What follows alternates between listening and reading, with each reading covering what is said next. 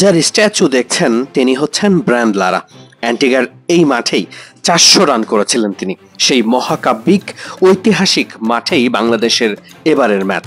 Australia আর ভারতের বিপক্ষে বাংলাদেশ দল মাঠে নামবে ব্রায়ান লারার 400 করার ঐতিহাসিক সেই মাঠে।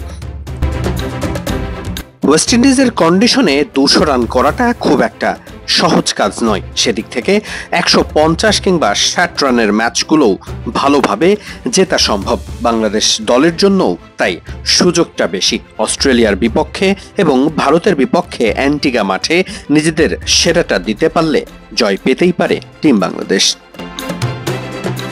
আপাতত নির্ভার থেকেই দলের অনুশীলন চলেছে বাংলাদেশ দলের।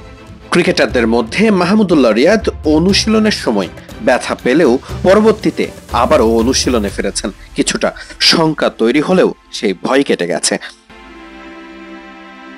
21 তারিখে বাংলাদেশ সময় সকাল 6:30 অস্ট্রেলিয়ার বিপক্ষে মাঠে নামবে টিম বাংলাদেশ। একই মাঠে পরদিন রাত 8:30টায় ভারতের বিপক্ষে নামবে বাংলাদেশ।